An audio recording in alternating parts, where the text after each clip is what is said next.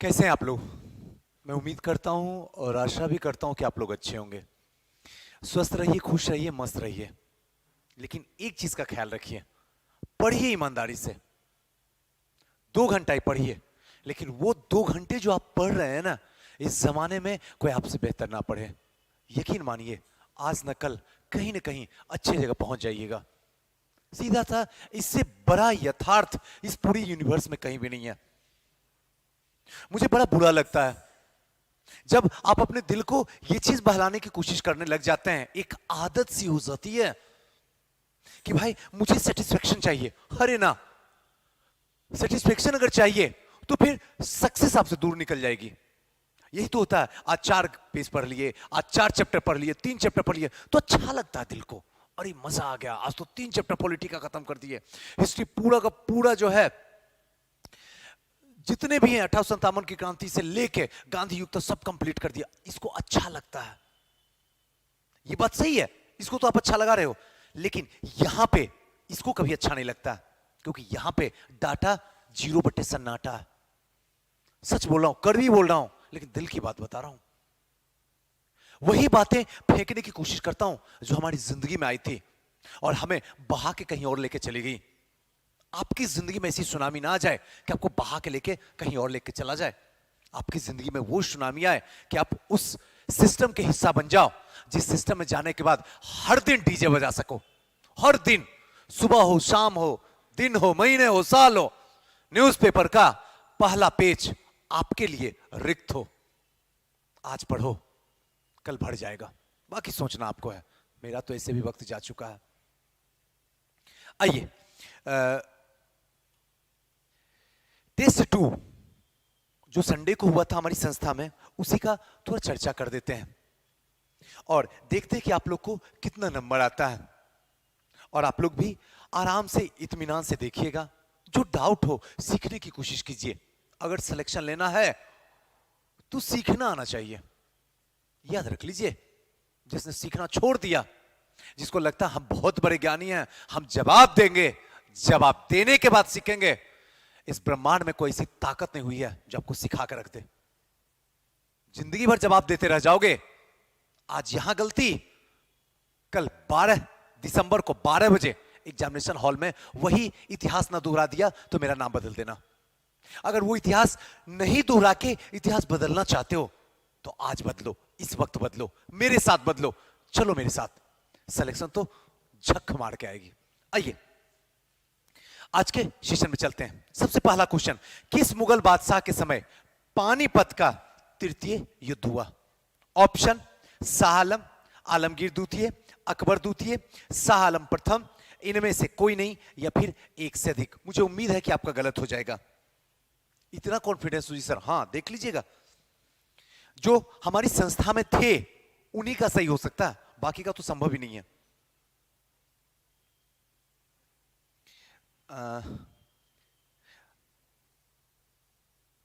सी, पता नहीं कैसे सी देते हैं। हाँ, रिंकी जी आपका सही है। शिवानी आपका सही है। हाँ, अमीर आलम जी, वेरी गुड अमीर आलम जी, सुपर, शानदार। चलिए इसके सही आंसर के पास पहुंचते हैं। इसमें कोई भी सही आंसर नहीं है। अब एक चीज समझ जाइए, पानीपत का जो तृतीय युद्ध हुआ है वो 1761 में हुआ है। ध्यान रखिएगा, 1761 में हुआ है। मराठे और अहमद शाह अब्दाली, अहमद शाह अब्दाली। एक चीज और ध्यान रखिएगा, और ये जो 1761 में हुआ है, इस समय हिंदुस्तान का मुगल बादशाह कौन है? और 1761 आते थे उत्तर मुगल कालीन आ जाता है। इस टाइम में जो है शाह आलम द्वितीय, शाह आलम द्वितीय ऑप्शन में कहीं दूर तक नहीं छलक रहा। और इन्हीं के टाइम में एक चीज और याद रख लीजिएगा, अभी याद रख लीजिएगा, 1764 में बक्सर का युद्ध भी इन्हीं के टाइम में हुआ है। एकदम गैंठ मान लीजिए, बक्सर का युद्ध। अगर आपको प्रीलिम्स पास करना है तो हिस्ट्री ज्यादा ज्यादा सही कर लीजिए, आपका प्रीलिम्स हो जाएगा। और अगर प्रीलिम्स को डुबाना है तो हिस्ट्री ज्यादा ज्यादा गलत कर लीजिए, डूब जाएगा आपका प्रीलिम्स, आप देख लीजिए। और इन्हीं के टाइम में जो है 1765 का इलाहाबाद की संधि भी हुई थी। बस इतना का सफिशियंट है, इतना जान गए, अब कोई सवाल नहीं उठता है। पूछे शाह आलम से, इससे ज्यादा कुछ जानना ही नहीं है। शाह आलम द्वितीय के टाइम में ये सारी की सारी घटनाएं हुई है। चलिए आइए नेक्स्ट क्वेश्चन की ओर चलते हैं। दूसरा क्वेश्चन आपके स्क्रीन पे है, राजा राम मोहन राय की समाधि कहां है? ऑप्शन नंबर ए कनाडा में, ऑप्शन नंबर बी लंदन में, ऑप्शन नंबर सी ब्रिस्टल में, ऑप्शन नंबर डी विक्टोरिया में, ऑप्शन नंबर ई इनमें से कोई नहीं या फिर एक से अधिक। इसका सही आंसर जो जाएगा वो जाएगा ऑप्शन नंबर सी ब्रिस्टल। जब ये आंसर बता रहा था तो कुछ बच्चे, एक सेकंड थोड़ा सा इसको खिसका लें, हाँ, जब ये आंसर बता रहा था तो कुछ बच्चे को कंफ्यूजन था, सुजीत सर इसका तो अगर कायदे से देखा जाए तो ई ऑप्शन होना चाहिए। हाँ ई ऑप्शन तो होना चाहिए, हाँ ई ऑप्शन तो होना चाहिए, ये सही है, लेकिन ये आयोग के ऊपर डिपेंड पड़ता है। अगर आयोग देख ले अच्छा ब्रिस्टल और लंदन दोनों एक ही जगह है, चलो ई ऑप्शन मार दे तो सही है, लेकिन वास्तविक में जो है ब्रिस्टल इसका सही आंसर होगा। अब थोड़ा सा समझते, ओ माय गॉड आंसर बता दिया ना, चलिए कोई इशू नहीं है। यहां पे जो राजा राम मोहन राय की समाधि की बात करा तो यहां पे राजा की जो उपाधि जो है अकबर द्वितीय के टाइम में मिला था। इसको बहुत इंपॉर्टेंट है, ध्यान रख लीजिएगा। आधुनिक भारत के पुनर्जन्म जो कहा जाता है, पुनर्जागरण जो किए थे वो उनका नाम जो है राजा राम मोहन राय। आधुनिक भारत के पिता भी राजा राम मोहन राय को ही कहा जाता है। ये चीज ध्यान रखिए, कुछ ऐसी ऐसी बातें हैं, सती प्रथा इन्हीं के द्वारा समाप्त किया गया था आर्टिकल 17 के द्वारा। और ये हुआ था कब? 1829 में, और इस टाइम में जो है बेंटी का शासन चल रहा था। याद कीजिए, ये सब पार्ट को एक बार जोड़ के पढ़ लीजिए ताकि यहां से क्वेश्चन आए तो गलती से भी आपका गलत ना हो सके। सती प्रथा में वही होता था कि जब किसी के पति इस दुनिया से चले जाएं तो उनको भी जिंदा जला दिया जाता था, चाहे वो बच्ची हो, चाहे वो स्त्री हो, चाहे वो महिलाएं हो, चाहे वो किसी भी उम्र की औरतें हो, उनको जो है जिंदा जला दिया जाता था अपने पति की अर्थी पे। यही सती प्रथा था और इन्हीं को समाप्त जो है राजा राम मोहन राय ने किए थे। अक्सर मजाक मजाक में ही कहता हूं कि जितनी भी महिलाएं, जितनी भी लड़कियां हैं, आपका कृष्ण अगर कोई है इस 21वीं सदी में तो वो राजा राम मोहन राय ही हैं। बाकी इस दुनिया में कोई दूसरा भगवान आपका नहीं है।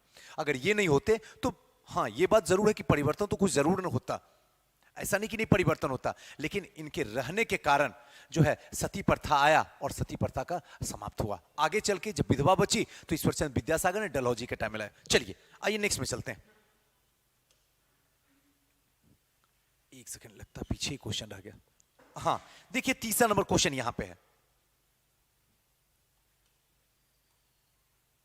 तीसरा नंबर क्वेश्चन के ऊपर चलते हैं। यहां देखिए, वुड डिस्पैच की नीति कब आई थी? 1853, 1754, ध्यान रखिएगा ऑप्शन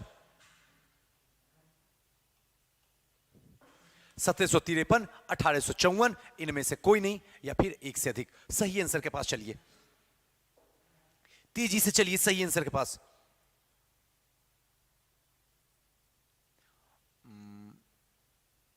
हाँ very good Satish ji, Pragya Kumari ji very good, Shivani very good. चलिए, और ये आसान है, इसका सही आंसर जो होगा वो होगा 1854, डलहौजी के टाइम में लाया गया था। और ये जो था वो शिक्षा से जुड़ा हुआ था। बस इतना ही ध्यान है, इतना ही सफिशियंट है। यही डलहौजी है जिसने हड़प नीति भी लाया था, तो इसको भी ध्यान रख लीजिएगा। इसी के टाइम में हड़प नीति, इसी के टाइम में रेलवे का विकास, इसी के टाइम में टेलीग्राफ का विकास, इसी के साथ टाइम में पीडब्ल्यूडी की स्थापना। ये सब जो है डलहौजी के टाइम में जो सबसे इंपॉर्टेंट है, जहां से हर बार जो है क्वेश्चन पूछा जाता है। तो बस इतना याद रखिएगा, आसान क्वेश्चन था। आइए नेक्स्ट क्वेश्चन की ओर चलते हैं। भारतीय राष्ट्रीय कांग्रेस के प्रथम महिला अध्यक्ष कौन थी? Option number A Annie Besant, option number B Sarojini Naidu, option number C Nalini Sen Gupta, option number D Kadambini Bose, और ऑप्शन नंबर ई, इनमें से कोई नहीं या एक से अधिक होगा। ऑप्शन आप देख लीजिए, बताइए सही आंसर के पास। थोड़ा तेजी से चलिएगा, समय मेरे पास लिमिटेड है, जल्दी इसको कम करना, क्योंकि एक तो ऐसे लेट आए हैं आपके पास। हाँ वेरी गुड, ये तो गलती से भी किसी का गलत नहीं होना चाहिए, और जिसकी गलत होगी मैं क्लास लगा दूंगा। ये सब क्वेश्चन तो गलती से भी गलत मत करियो। वेरी गुड, आइए, ये तो बड़ा आसान है, इसमें बताने की कोई जरूरत नहीं है। Option number A, Annie Besant. अब देखिए, भारतीय राष्ट्रीय कांग्रेस की प्रथम महिला अध्यक्ष कौन थी? Annie Besant. और प्रथम भारतीय महिला कौन थी? तब आपका सरोजिनी नायडू जाएगा। दोनों चीज को थोड़ा सा ध्यान रखिएगा। आइए 5वां नंबर क्वेश्चन में एंट्री मारते हैं। एक सेकेंड। हाँ, 5वां नंबर क्वेश्चन देखिए, कांग्रेस के किस अधिवेशन में बाल गंगाधर तिलक ने कहा था स्वराज मेरा जन्मसिद्ध अधिकार है और मैं इसे लेके रहूंगा? ऑप्शन नंबर ए, बनारस अधिवेशन 1905, सूरत अधिवेशन 1907, लखनऊ अधिवेशन 1916, डी कोलकाता अधिवेशन 1917, ऑप्शन नंबर ई, इनमें से कोई नहीं या फिर एक से अधिक। बताइए सही आंसर के पास, थोड़ा तेजी से चलिए। हाँ, तपन कुमार जी वेरी गुड, केबी पांडे जी वेरी गुड, स्नेहाराज जी वेरी गुड। उसके बाद किन्हीं का है? चलिए, इसका सही आंसर जो होगा वो होगा ऑप्शन नंबर सी, लखनऊ अधिवेशन 1916 में। जब लखनऊ का अधिवेशन 1916 में हो रहा था, तभी तिलक ने कहा था स्वराज मेरा जन्मसिद्ध अधिकार है और मैं इसे लेकर रहूंगा। और यही लखनऊ का अधिवेशन जो 1916 में हुआ था, यही गरम दल और प्लस एक सेकंड नरम दल, ये दोनों के दोनों एक साथ हो गए थे। और इसी टाइम में जो है मुस्लिम लीग से भी समझौता हो गया था। ये भी चीज को ध्यान रखिएगा। अब थोड़ा सा जो इंपॉर्टेंट चीज है वो थोड़ा सा समझ लीजिए। लखनऊ अधिवेशन 1916 हो रहा, इसी टाइम में राजकुमार शुक्ल बाबा के पास पहुंचते। बाबा मतलब गांधी जी को हम बाबा बोलते हैं, तो इसलिए ध्यान रखिएगा। बाबा के पास पहुंचते और यहीं पे कहते हैं बाबा थोड़ा चंपारण चलो। चंपारण में 3 कठिया पति किसानों की स्थिति को दयनीय करके रखा है। जब बाबा आप बीती सुनते हैं राजकुमार शुक्ल का, तो कोशिश करते हैं कि चला जाए और चल के जो है चंपारण में देखा जाए क्या वास्तविक में चंपारण में 3 कठिया पद्धति है। 3 कठिया पद्धति का सीधा सा मतलब होता है कि 20 कट्ठे में 3 कट्ठे पे नील की खेती करना अनिवार्य कर दिया गया। इसी को कहते थे 3 कठिया पद्धति। इसी टाइम में हुआ था। और यही लखनऊ अधिवेशन में जो डिवोर्स हुआ था सूरत देख के 1907, आपको टिक के थ्रू समझा दिया हूं क्लास में, जो क्लास के बच्चे देख रहे हैं, सूरत देख के क्या हुआ? डिवोर्स हुआ। ये आसानी से बताते कब कांग्रेस में जो है दरार पैदा हुआ, 2 भागों में विभाजित हो गया, नरम दल और गर्म दल में। सूरत देख के डिवोर्स। जैसी इच्छाएं थी कि ऐसी होनी चाहिए हमारी, जो भी हो XYZ, और वैसी नहीं निकली तो डिवोर्स हो गया। यानी सूरत देख के 100 से सूरत, 100 से 7, 1907 में डिवोर्स हुआ और फिर से जब मिलन हुआ तो 1916 पहुंच गए। इसी 1916 की बात कहा जा रहा था। और इसी लखनऊ अधिवेशन में तिलक ने बोला था स्वराज मेरा जन्मसिद्ध अधिकार है। याद कर लीजिएगा दिमाग में। आइए नेक्स्ट क्वेश्चन की ओर चलते हैं। 6वां नंबर क्वेश्चन, निम्न में से किसने कहा था कांग्रेस आंदोलन ना तो लोगों द्वारा प्रेरित था और ना ही यह उनके द्वारा सोचा या योजनाबद्ध किया गया था? ऑप्शन ए, बाल गंगाधर तिलक, ऑप्शन बी, थोड़ा सा चला गया, Lala Lajpat Rai, option C, Lord Dufferin, option D, Lord Curzon, और ऑप्शन ई, इनमें से कोई नहीं या फिर एक से अधिक। ये जो है ऑप्शन नंबर बी जो है इसका बोल तो दिए, शायद आप सही आंसर पहुंच जाए, ये भी एक समस्या ही है। हाँ सुधांशु जी वेरी गुड, शिवानी सुपर शानदार, सत्यम जी बहुत सुंदर, केबी पांडे जी वेरी गुड, और कोई है? लवली जी वेरी गुड, लवली सुपर। आइए इसका सही आंसर जो होगा ऑप्शन नंबर बी, लाला लाजपत राय एक लेख में कहे थे। एक लेख में, थोड़ा सा ध्यान रखिएगा, इसमें भी बहुत सारे बच्चों को कंफ्यूजन हो रहा था। मैं लाला लाजपत राय बोल रहा था तो कोई और वो आंसर बता रहे थे, पता नहीं किसका नाम बता रहे थे, अभी तो एग्जैक्ट मुझे याद नहीं है, लेकिन हाँ मुझे पता था लाला लाजपत राय ने 1888 में बताया था। ये चीज को ध्यान रखना। 1888। और ये टाइमिंग जो है 1885 कांग्रेस के अधिवेशन के 3 साल के बाद कहा गया था। एकदम सीधा एग्जैक्ट बैठता। तो 1828 थोड़ा सा ध्यान रखिएगा, लाला लाजपत राय। नेक्स्ट क्वेश्चन है 7वां नंबर, तिलक को राजद्रोह का आरोप में कब अंग्रेजों ने गिरफ्तार किया था? राजद्रोह के अपराध में। ऑप्शन थोड़ा देख लेते हैं।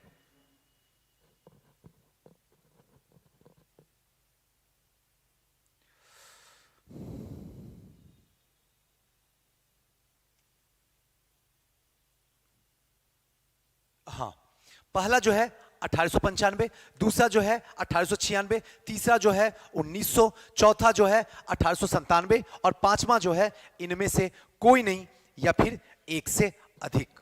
बताइए।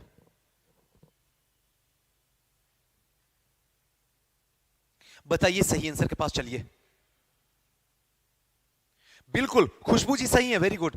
और हाँ, अजीत जी सही है, सत्यम जी सही है, वेरी गुड। चलिए, सुपर।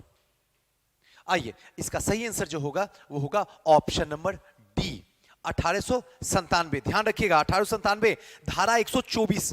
थोड़ा सा हल्का सा एक चर्चा कर लेते हैं। धारा 124 के अंतर्गत जो है इनके ऊपर जो है राजद्रोह का मुकदमा चला था। राजद्रोह का मुकदमा चला था, जिनमें इनको जो है 18 माह की सजा सुनाई गई थी। प्रावधान था कि इनको 18 माह का पड़ेगा 1897 में। एकदम आसान क्वेश्चन है। आइए नेक्स्ट चलते हैं। 8वां नंबर क्वेश्चन, क्रांतिकारियों का गुप्त संगठन अभिनव, बहुत इंपॉर्टेंट है, अभिनव भारत की स्थापना किसने की थी? अभिनव भारत की स्थापना किसने की थी? ऑप्शन नंबर ए, थोड़ा सा ऑप्शन ध्यान रखिएगा, Bhagat Singh. Option number B, Khudiram Bose. Option number C, B D Savarkar. Option number D, Chandrashekhar Azad. Option number E, इनमें से कोई नहीं या फिर एक से अधिक। मैं उन सारे बच्चों को हार्टली रिक्वेस्ट करूंगा कि जो अपने आप को टैलेंटेड समझते हैं, टैलेंटेड समझना कोई बुरी बात नहीं है। शायद अपने जमाने में मैं तो नहीं कह सकता हूं कि आई एम द ग्रेट, या लेकिन हाँ अकड़ बहुत ज्यादा थी हमारे अंदर। ऑनेस्टली बता रहा हूं, सर झुका के, झूठ नहीं बोल रहा हूं, बहुत अकड़ थी। इंजीनियर था, कोई चीज में कमी नहीं थी, जिसमें बैठता था सब में कुछ सब कुछ होता था। कभी असफलता का शकल ही नहीं देखता था, लेकिन जब असफलता लगी तो फिर सफलता का तस्वीर देखने के लिए तरसते रह गए। तो समझ में आया, काश अकड़ हर जगह काम नहीं करती है, ज्यादा विद्वता भी हर जगह काम नहीं करती है। बीच बीच में जो बता रहा हूं ना, एकदम इंपॉर्टेंट समझना। आपको लग रहा है ठीक है हमें नॉलेज है, लेकिन यहां जो डिस्कशन हो रहा है ना, एक बार उसको देखिए, एक बार कम से कम जरूर देखिए भगवान के लिए। ये आपकी जिंदगी का सवाल है। यहां आप जितना बुरा भला मुझे बोल लो, सर ये सही है, ये गलत आप आंसर बताए, ये होना चाहिए, अलग बात है। वहां कुछ नहीं बोल पाओगे आयोग के पास में। जो वो देगा उसे एक्सेप्ट करना पड़ेगा। अगर कट ऑफ पार किए तो मेंस देना पड़ेगा, वरना घर का रास्ता देखना पड़ेगा। यही यथार्थ है, सोचना आप ही को। इसका सही आंसर के पास चलिए।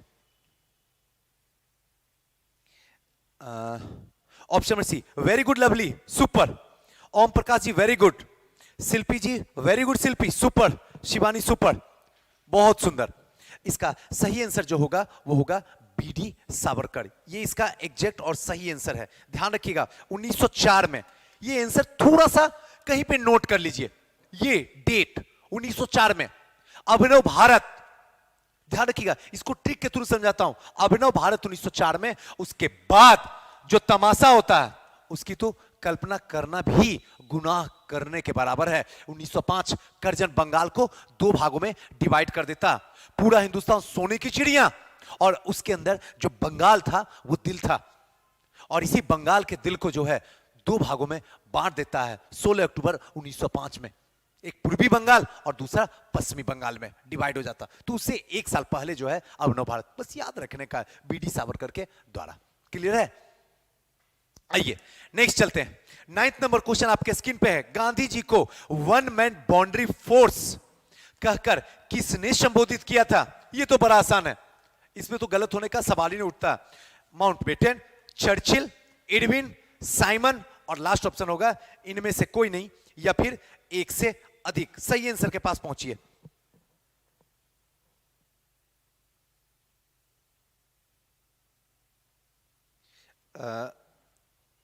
हाँ, आंसर जो दे रहे हैं सबसे पहला Tapan ji, very good, super.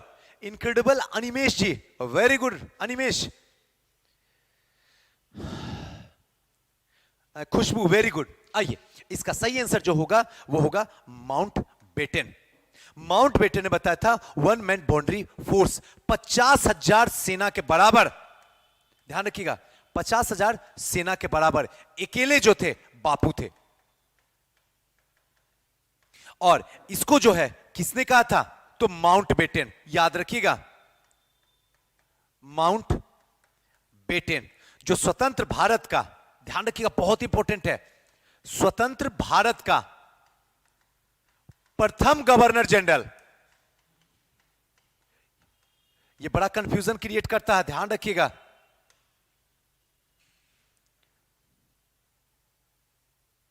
और अंतिम वायसराय। इतने सारे फैक्ट आ गए। देखिए, एक क्वेश्चन में कम से कम 6 क्वेश्चन के बराबर है, कम से कम बता रहा हूं। देखिए, हमने बताया वन मैन बाउंड्री फोर्स कहकर किया माउंट बेटन। एक कोटेशन और एक जगह डाटा था कि यहां पे जो है गांधी इकलौते थे जिन्होंने किसी भी हालत में पाकिस्तान को डिवाइड नहीं होने दे रहे थे, इंडिया से पाकिस्तान को निकालना नहीं चाहते, इकलौते अकेले साइड से लड़े थे। उस कोटेशन में भी यहां पे माउंट बेटन कहते हैं। और माउंट बेटन ये भी कहते हैं कि 50,000 सेना के बराबर जो थे वो गांधी जी अकेले थे, इसीलिए इनको कहा गया वन मैन बाउंड्री फोर्स। अब ये माउंट बेटन कौन थे? तो स्वतंत्र भारत के, एकदम नोट कर लीजिएगा, ऐसे याद होगा लेकिन एग्जामिनेशन हॉल में कंफ्यूजन होगा। स्वतंत्र भारत के प्रथम गवर्नर जनरल माउंट बेटन और अंतिम वायसराय माउंट बेटन। तो अगर अंतिम वायसराय माउंट बेटन है तो पहला वायसराय कौन है, जरा आप बताइएगा मुझे। आपके ऊपर छोड़ दिया हूं आंसर, सब नहीं बताऊंगा, कुछ तो अपने भी बताइए। भूदान आंदोलन सर्वप्रथम कहां प्रारंभ हुआ था? एकदम आसान है, एकदम बहुत आसान है क्वेश्चन। पहला कर्नाटक, दूसरा उत्तर प्रदेश, तीसरा हिमाचल प्रदेश, हाँ, चौथा आंध्र प्रदेश, पांचवा इनमें से कोई नहीं या फिर एक से अधिक। बताइए। एक चीज और बता दूं, भूदान आंदोलन यही विनोबा भावे, अब तो आप बता ही दीजिएगा, इनके द्वारा शुरू किया गया था। बताइए सही आंसर।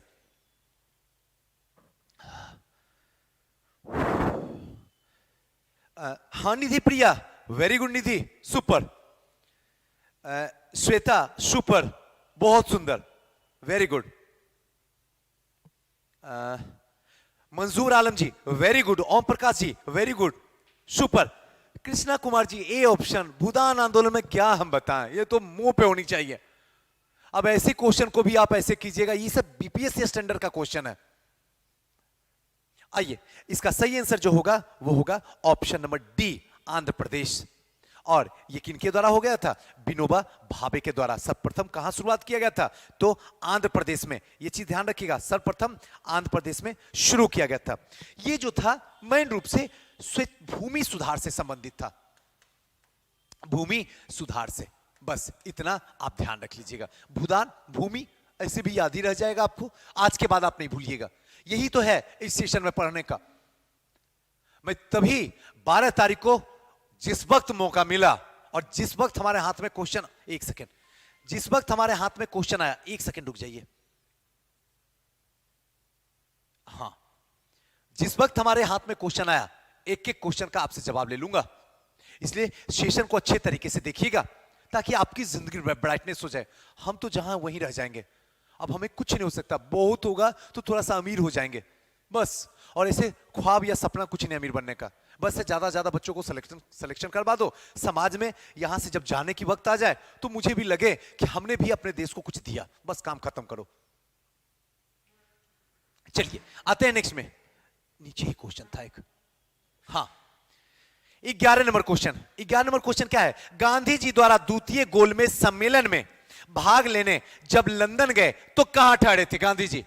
ऐसे आपको सब पता है गांधी जी कहां ठहरे थे, पहले ये पता हो जाए तो इससे जुड़े हुए सारी फैक्ट बता देंगे।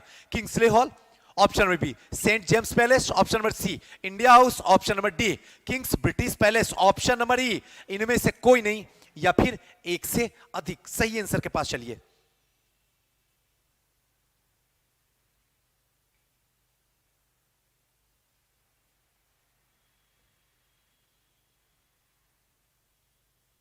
हाँ, ईशा, वेरी गुड ईशा।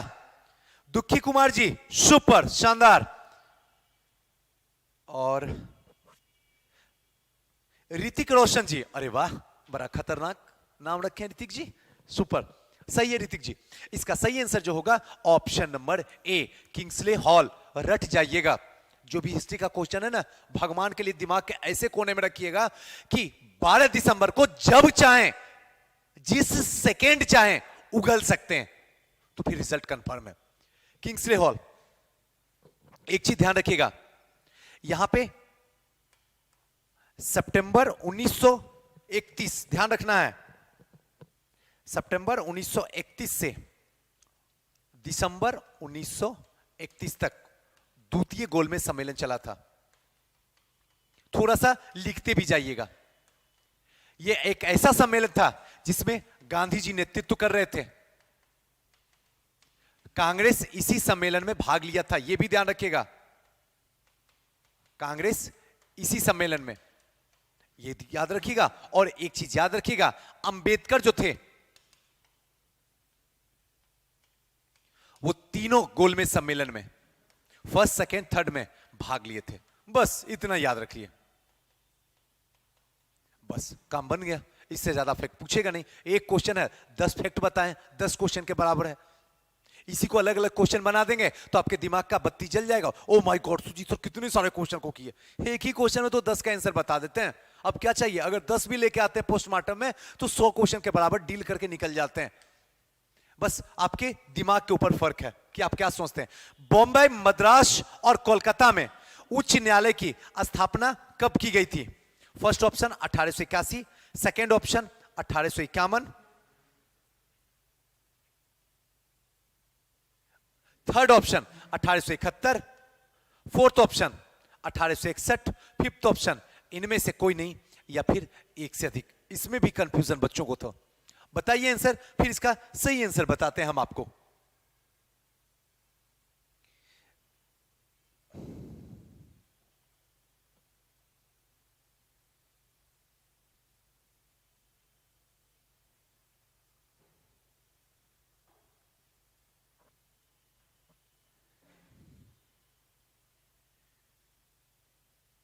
बिल्कुल सही है। इसका सही आंसर जो जाएगा वो जाएगा ऑप्शन नंबर ए, 1862। ध्यान रखिएगा 1862। और इसमें कहीं भी ऑप्शन में 1862 नहीं है, 1862 में स्थापना किया गया था। तो उस हिसाब से अगर देखा जाए तो यहां पे कोई भी ऑप्शन सही नहीं है, तो आंसर 1862 में चला जाएगा। ध्यान रखिएगा 1862। आइए,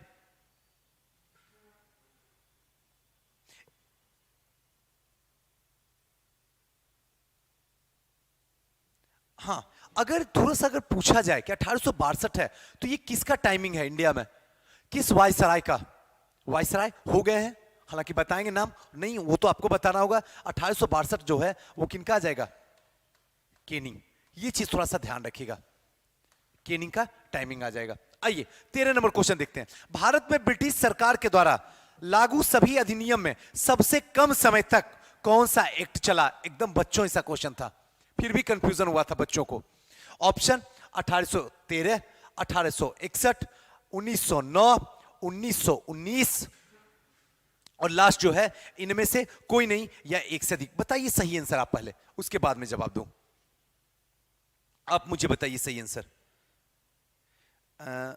1919 सन्नी जी, हद है। 1919 किस आधार पे?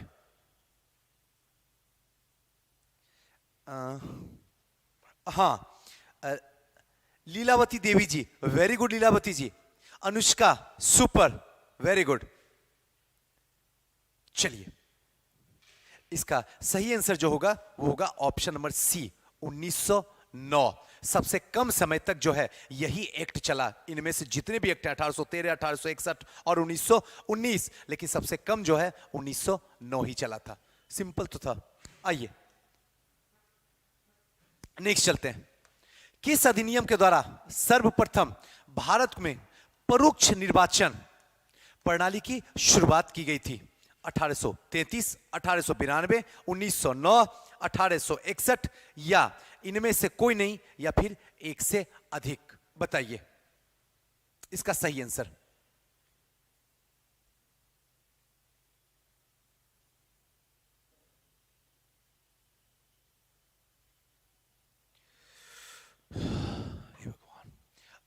हाँ, ये किनका? रिंकी जी, वेरी गुड।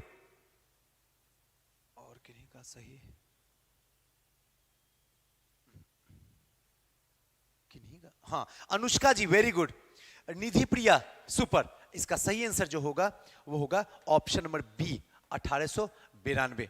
सर्वप्रथम भारत में जो है परोक्ष निर्वाचन प्रणाली की शुरुआत जो है 1892 में हुई थी। सिंपल, तो इसमें तो ज्यादा कुछ करना ही नहीं है। अगर पता है तो 1892 मारिए, नहीं पता है तो फिर 1919 के पास जाइए, या फिर 1909 के पास जाइए, या फिर 1861 के पास जाइए। सही आंसर जो है 1892 होगा। आइए नेक्स्ट चलते हैं। 15 number question. British east India company ने चाय का व्यापारिक अधिकार कब खो दिया? चाय का व्यापारिक अधिकार कब खो दिया? Option number A 1813, option number B 1884, option number C 1833, option number D 1853। कब इसने पूरी तरीके से जो है चाय का अधिकार उसने खो दिया? इसको बताइए सही आंसर।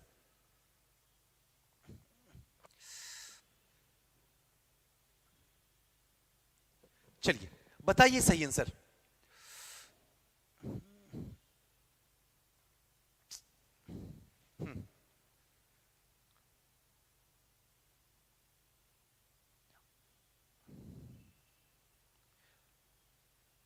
अठारह सौ 33।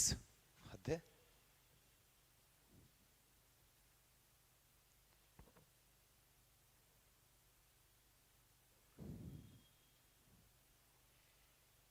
हाँ, रणधीर जायसवाल जी, वेरी गुड। सन्नी जी, सुपर। अजय कुमार शाह जी, सुपर। शिल्पी, वेरी गुड। चलिए इसका सही आंसर जो होगा वो होगा ऑप्शन नंबर सी, 1833। ध्यान रखिएगा, ऑप्शन नंबर 3 1813 भी होगा। ये भी कई बच्चे जो है 1813 ही मारे हैं कई बच्चे। लेकिन एक चीज ध्यान रखिएगा, 1813 में कंपनी व्यापारिक अधिकार में सब कुछ खो दिया, लेकिन इसने चाय और कॉफी नहीं खोया। ध्यान रखिएगा, चाय और कॉफी जो था इसको एकदम अपने हाथ में पकड़ के रखा था। ध्यान रखिएगा, सॉरी चाय कॉफी नहीं, चाय और चीनी। चाय और चीनी को कभी नहीं हाथ से जाने दिया, ये चीज ध्यान रखिएगा। लेकिन 1833 आने के बाद इसने क्या किया? चाय और चीनी दोनों से हाथ धो दिया। उसके बाद जो है ब्रिटिश राजनीति में उतर गए। तो ये क्वेश्चन थोड़ा सा हल्का सा टेक्निकल था, हल्का सा। अगर पता होगा तब मारिएगा, नहीं तो सीधे 1813 में 90% का आंसर 1813 ही था। जबकि 1813 आपका सही था, लेकिन चाय और चीनी का अभी भी हाथ से जाने नहीं दे रहे थे व्यापार, और यहां के बाद जो है धीरे धीरे समाप्त हो गया था। आइए नेक्स्ट चलते हैं। 16 नंबर। निम्नलिखित में से किस अभिलेख में चंद्रगुप्त और अशोक दोनों का उल्लेख किया गया है? ऑप्शन आपके स्क्रीन पे है। हाँ, ऑप्शन आपके स्क्रीन पे है, जरा मुझे बताइए। ऑप्शन नंबर ए गौतमीपुत्र शतकर्णी का नासिक प्रशस्ति, ऑप्शन नंबर बी महाक्षत्रप रुद्रदामन का जूनागढ़ अभिलेख, ऑप्शन नंबर सी अशोक का गिरनार अभिलेख, ऑप्शन नंबर डी स्कंदगुप्त का जूनागढ़ अभिलेख, ऑप्शन नंबर ई इनमें से कोई नहीं या फिर एक से अधिक। बताइए सही आंसर।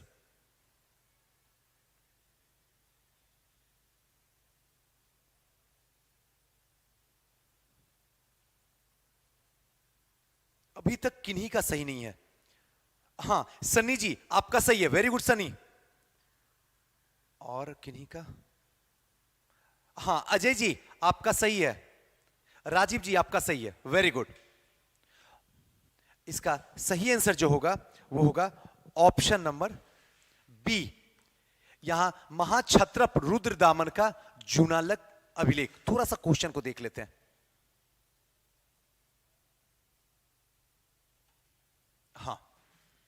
इसमें है चंद्रगुप्त और अशोक, दोनों का उल्लेख किया गया है। चंद्रगुप्त और अशोक, यानी अगर देखा जाए उस हिसाब से तो बाबा और पोता, एक तरीके से देखा जाए तो अशोक, चंद्रगुप्त और अशोक दोनों के बारे में चर्चा जो किया गया है वो किसमें किया गया है, तो ध्यान रखना है महाक्षत्रप रुद्रदामन का जूनागढ़ अभिलेख। जूनागढ़ अभिलेख यानी कि गुप्त शासक चंद्रगुप्त का और मौर्य वंश के शासक जो थे अशोक का, इन दोनों का जो चर्चा मिलता है वो रुद्रदामन का जूनागढ़ अभिलेख में। एकदम आसान क्वेश्चन था। 17 नंबर, उत्तरी और उत्तरी पश्चिमी भारत में सर्वाधिक संख्या में तांबे के सिक्के को जारी किया था इंडो ग्रीक ने, कुषाणों ने,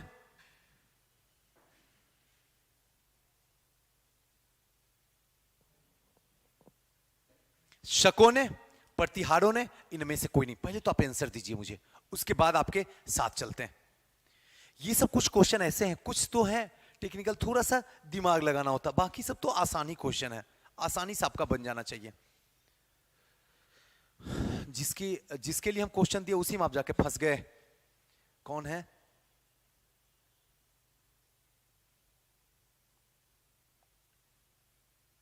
हाँ, पहला संस्कृत में जूनागढ़ भी लिखा था। Very good.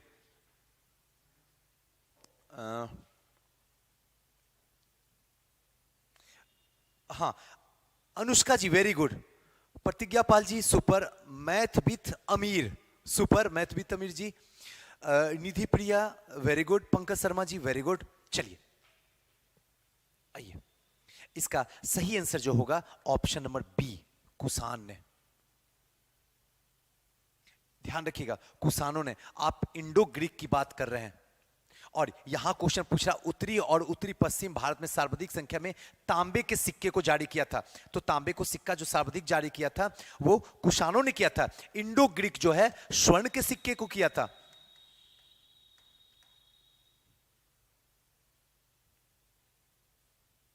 स्वर्ण के सिक्कों का, जबकि कुषाणों ने स्वर्ण प्लस तांबे के सिक्के को प्रचलित करवाया था।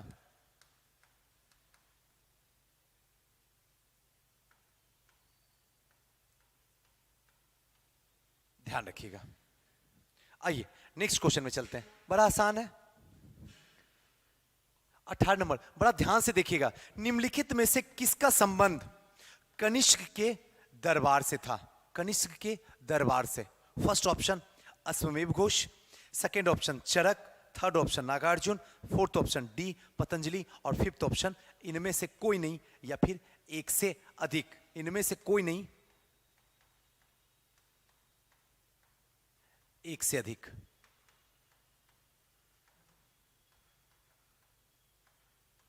अधिक।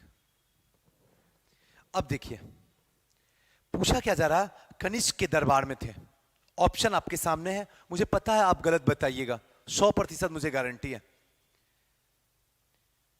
जो दिए होंगे वही सही बता सकते हैं।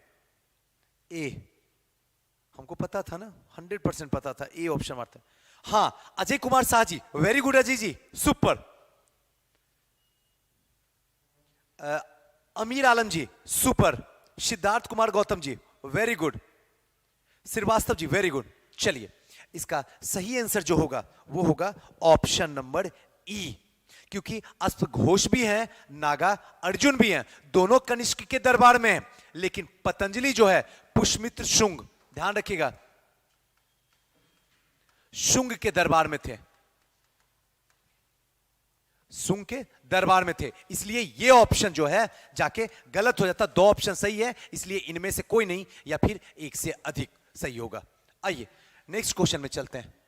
19वां नंबर क्वेश्चन, मौर्य के बाद दक्षिण भारत में सबसे प्रभावशाली राज्य कौन सा था? ये तो बच्चों वाला क्वेश्चन है, इसमें तो ज्यादा कुछ करने की जरूरत ही नहीं है। इसका सही आंसर जो होगा option number, oh my God गलती से ऑप्शन निकल गया, लेकिन कोई बात नहीं है, ऐसे भी टाइम बहुत ज्यादा हो रहा तो जल्दी खींच लेते हैं। सातवाहन, ध्यान रखिएगा, सातवाहन यानी कि मौर्य के बाद दक्षिण भारत में सबसे अधिक अगर कोई हुए तो सातवाहन, करीब करीब 300 वर्षों तक, ध्यान रखिएगा 300 वर्षों तक जो है यहां पे शासन चला। और इसकी स्थापना जो थी, थोड़ा सा देख लीजिए, स्थापना जो है 60 यानी कि 60 ईसा पूर्व शिमुक के द्वारा, थोड़ा सा हल्का सा शिमुक के द्वारा किया गया था।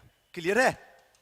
चलिए, इतना ही सफिशिएंट है। इतना भी अगर आप जान जाते हैं तो इससे ज्यादा क्वेश्चन इधर उधर भागने की समस्या नहीं है। आइए 20वां नंबर क्वेश्चन, हाथी गुफा का अभिलेख किस शासक के विषय में जानकारी का स्रोत देता है? ध्यान रखिएगा, हाथी गुफा अभिलेख।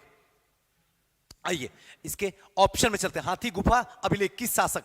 Option number 1 Kharavela, option number B Ashoka, option number C Harshavardhana, option number D Kanishka, option number E इनमें से कोई नहीं या फिर एक से अधिक। बताइए सही आंसर, जरा हम भी तो देखें। हाँ, Usha Singh ji very good Usha. Ajay Kumar Shah ji very good. Beauty जी सही है, वेरी गुड ब्यूटी। लीलावती जी वेरी गुड। आइए इसका सही आंसर जो होगा ऑप्शन नंबर ए खारवेल। ध्यान रखिएगा, खारवेल इन्हीं के टाइम में हुआ था, इसको ध्यान रखिएगा, उदयगिरी के पहाड़ी में।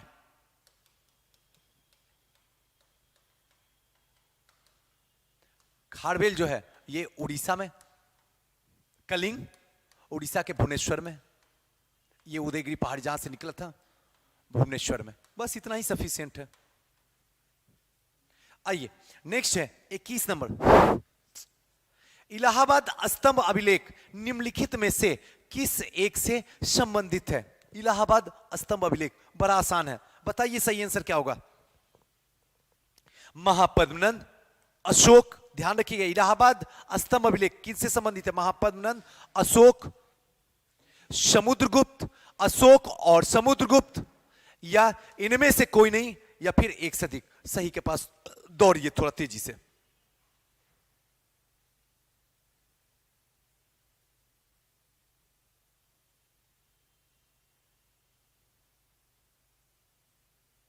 हाँ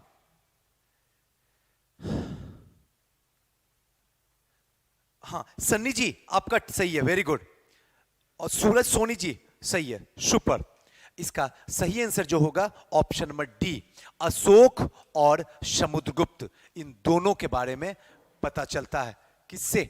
थोड़ा सा देख लेते हैं। इलाहाबाद स्तंभ अभिलेख अशोक और समुद्रगुप्त दोनों के बारे में पता चलता है। ये तो आसानी क्वेश्चन था। समुद्रगुप्त के प्रयाग प्रशस्ति वाले स्तंभ पर निम्नलिखित में से किस लेख मिलता है? मतलब किसका लेख मिलता है जो समुद्रगुप्त के प्रयाग प्रशस्ति वाले हैं? इसमें निम्नलिखित में से किसका लेख मिलता है? Option number A Jahangir, Shahjahan, Aurangzeb, Dara Shikoh, और ई इनमें से कोई नहीं। आगे है इनमें से कोई नहीं। बताइए सही आंसर, तेजी से थोड़ा चलिएगा क्योंकि समय बहुत कम है, 5 मिनट में खत्म कर देना है और हमको आपसे जुदा होना है। Very good Ajay Kumar ji, super. Shivani very good, Shivani. Shweta Kumar ji very good. चलिए इसका सही आंसर जो होगा ऑप्शन नंबर ए जहांगीर, यानी समुद्रगुप्त के प्रयाग प्रशस्ति वाले स्तंभ पे जो है जहांगीर के लेख मिलते हैं। बस इसका सही answer option number A Jahangir.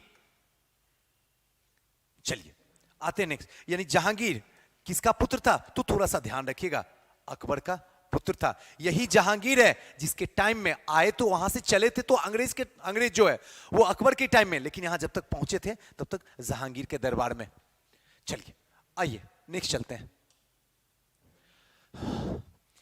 Next जो है दिल्ली का कुबत उल इस्लाम मस्जिद के प्रांगण में उन्नत प्रसिद्ध लौह स्तंभ किसकी स्मृति है? बड़ा इंपॉर्टेंट है, बड़ा नाजुक क्वेश्चन है। First option Ashok, second option Chandra, third option Harsh, fourth option Anantpal, fifth option इनमें से कोई नहीं या फिर एक से अधिक। इसका सही आंसर जो होगा ऑप्शन नंबर बी होगा। ध्यान रखिएगा, ये जो मिला है महरौली से। महरौली कहां है, कोई बता सकते हैं? महरौली लौह स्तंभ ये जो है दिल्ली में है, ध्यान रखिएगा। कुतुब मीनार के समीप है ये भी देख, कुतुब मीनार कभी जाने का मौका मिलेगा तो आप जाइएगा तो वहीं पे उसी के समीप है, कुतुब मीनार के समीप है स्तंभ, ये लौ का जो है, वहां जाइएगा तो स्तंभ रहेगा और उसी पे लिखा हुआ। हम गए हैं, अगर आपको भी मौका मिलेगा तो आप जरूर जाइएगा, ठीक है ना।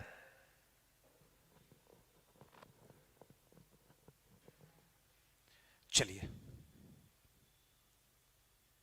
ये गुप्त जो शासक हैं, किनके द्वारा? गुप्त शासक चंद्रगुप्त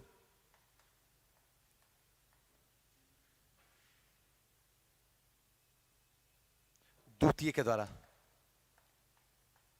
ये चंद्रगुप्त जो द्वितीय लिखा हूं ना, इसी को आगे चल के जिन्होंने उपाधि लिया विक्रमादित्य की, याद रखिएगा, विक्रमादित्य की। बस इतना ही सफिशिएंट है, इतना भी ध्यान रख लिए तो काम आपका निकल जाएगा। ऑप्शन से सही मार लीजिएगा। आइए नेक्स्ट क्वेश्चन में चलते हैं।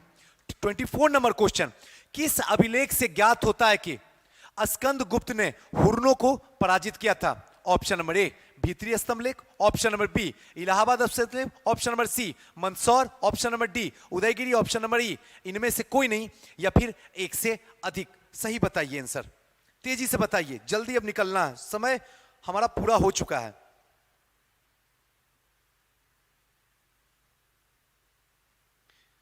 चलिए, इसका सही आंसर होगा ऑप्शन नंबर ए भीतरी स्तंभ अभिलेख। ध्यान रखिएगा, ये कहां पे है? तो गाजीपुर में। ध्यान रखिए, गाजीपुर कहां है? तो यूपी में है। बस सिंपल इतना समझिए, बड़ा आसान है, आसानी से आपको मिल जाएगा। नेक्स्ट है 25 नंबर, गुप्त काल में गुजरात, बंगाल, दक्कन एवं मिल के राष्ट्र की स्थित केंद्र किससे संबंधित है? ऑप्शन नंबर आपके स्क्रीन पे है। वस्तु उत्पादन के लिए, बहुमूल्य मणि एवं रत्न के लिए, हस्तशिल्प के लिए, अफीम के लिए, या फिर इनमें से कोई नहीं या फिर एक से अधिक। बताइए सही आंसर।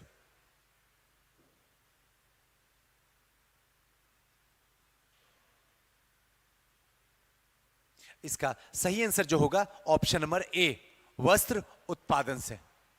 आइए नेक्स्ट चलते हैं। 26 नंबर, निम्नलिखित में से किस सुल्तान से निजामुद्दीन औलिया ने भेंट करने से इनकार कर दिया था? ये तो एकदम आसान क्वेश्चन है, समझने की जरूरत ही नहीं है। Jalaluddin Khilji, option number B Alauddin Khilji,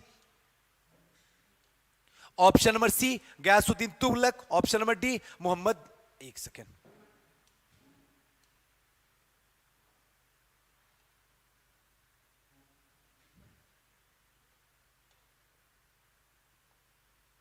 हाँ ऑप्शन नंबर ई इनमें से कोई नहीं या फिर एक से अधिक। बताइए सही आंसर के पास, थोड़ा तेजी से चलिए।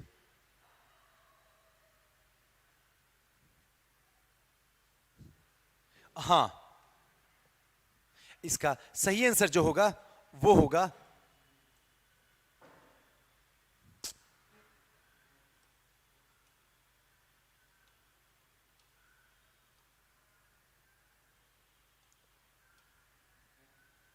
ऑप्शन नंबर बी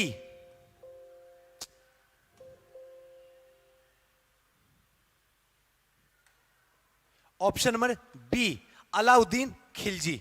ध्यान रखिएगा, अलाउद्दीन खिलजी से निजामुद्दीन औलिया ने भेंट करने से साफ मना कर दिया था, इसलिए option number B Alauddin Khilji. आइए नेक्स्ट जो है 27वां नंबर, निम्नलिखित सूफीवाद के सिलसिलों में से कौन संगीत के विरुद्ध था? ऑप्शन नंबर ए चिश्तियां, ऑप्शन नंबर बी सुहारवादियां, ऑप्शन नंबर सी कादरियां, ऑप्शन नंबर डी नक्शबंदियां, ऑप्शन नंबर ई इनमें से कोई नहीं एक से अधिक।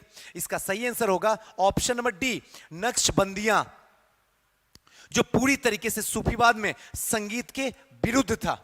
और आगे चल के इसी ने अकबर की जो नीतियां थी, अकबर की उदार नीतियां जो थी, उसका भी पूरी तरीके से इन्होंने क्या किया था?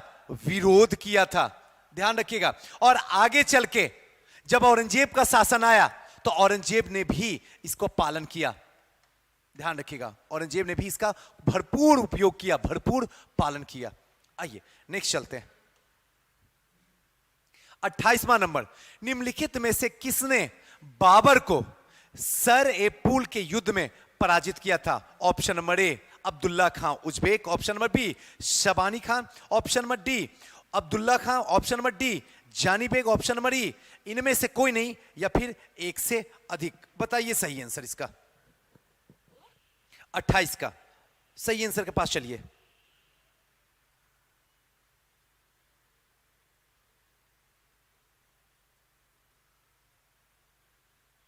इसका सही आंसर जो होगा, कोई बताएं सही कि नहीं? हां रिंकी जी वेरी गुड, आपका सही है बिल्कुल। अजय कुमार शाह जी आपका भी,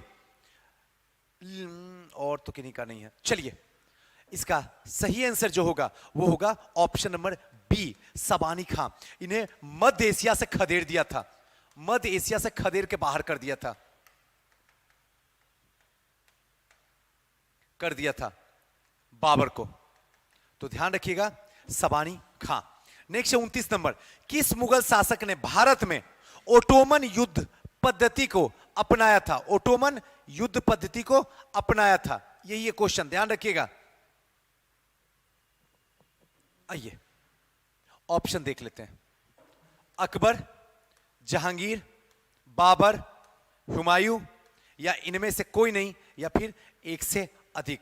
सही आंसर के पास चलिए।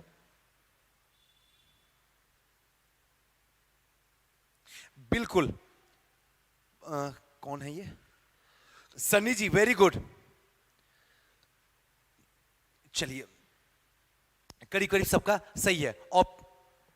Option number C Babur. ये तो बड़ा आसान है क्वेश्चन, इसमें तो ज्यादा दिमाग लगाने की जरूरत ही नहीं। ओटोमन साम्राज्य को किया था, पूरी तरीके से हटा दिया था पानीपत के प्रथम युद्ध के समय में ही।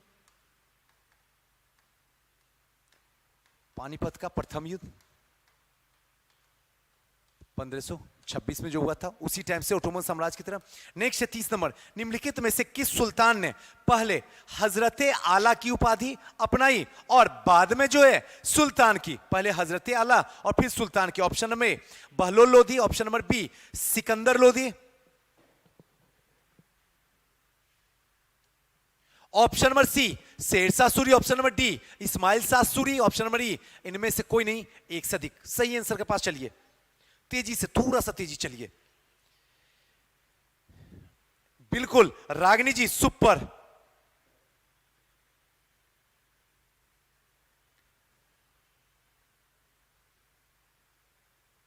पानीपत के तृतीय युद्ध में अपनाया था किसने? बोले ओटोमन साम्राज्य कहां पे अपनाया गया था? पानीपत का हरियाणा में, वहां अपनाया गया। सिंपल तो बोल दिया, इसे भी समझ लीजिए थोड़ा सा।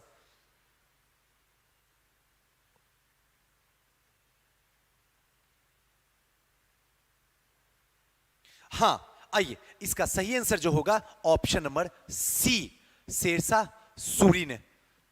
ध्यान रखिएगा, पहले जो है हजरते इस्लाम की, उसके बाद जो है फिर से सुल्तान की उपाधि जो है शेरशाह सूरी ने अपनाया था। कब अपनाया था? तो ये चीज ध्यान रखिएगा, 1534 में बंगाल के शासक, थोड़ा सा ध्यान रखिएगा, बंगाल के जो शासक हैं नुसरत शाह, नुसरत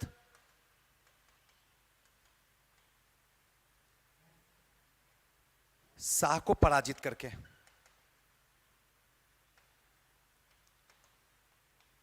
नेक्स्ट क्वेश्चन है 31 नंबर, दिल्ली सल्तनत को प्रभाव के उपरांत किस शासक के द्वारा स्वर्ण मुद्रा का सर्वप्रथम प्रचलन किया गया था? Option number A Akbar, option number B Humayun, option number C Shahjahan, option number D Shershah, और ऑप्शन नंबर ई इनमें से कोई नहीं।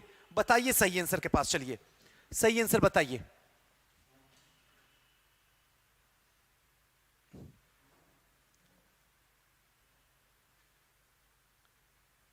ये तो बड़ा आसान क्वेश्चन है। हां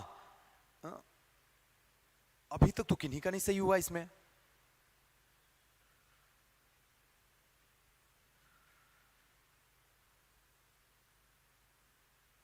ओह माय गॉड,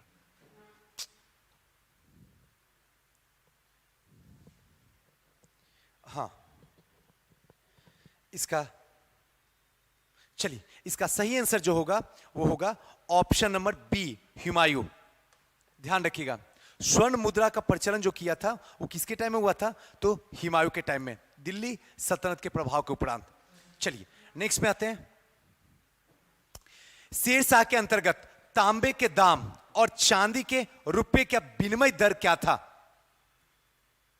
इसका विनिमय दर में थोड़ा सा कंफ्यूजन है, कई बच्चे ए मार रहे थे, जनरली जो है ए ही को ही मारे थे, 90% स्टूडेंट ए को ही मार रहे थे 16, लेकिन इसका सही आंसर जो होगा ऑप्शन नंबर डी 64:1 होगा। इसको ध्यान रखिएगा, 64:1। आइए नेक्स्ट है, बस यहीं तक जो पूरा का पूरा हिस्ट्री था।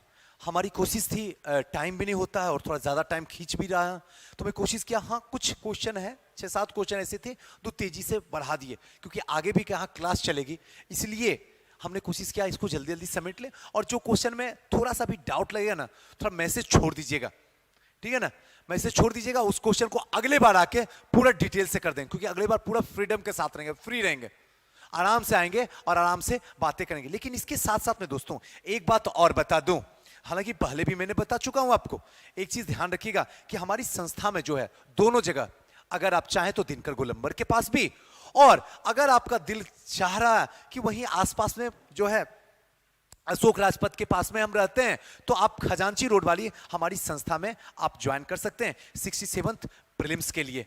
वहां भी ब्रांच और नया बैच स्टार्ट होने वाला है अगले सोमवार से। अभी तक स्टार्ट है, पहला तो हो गया, दूसरा बैच भी वहां स्टार्ट होने वाला है इवनिंग टाइम में। अगर आप एडमिशन करवाना चाह रहे हैं तो रजिस्ट्रेशन ओपन है, आप स्टार्ट कर लीजिए।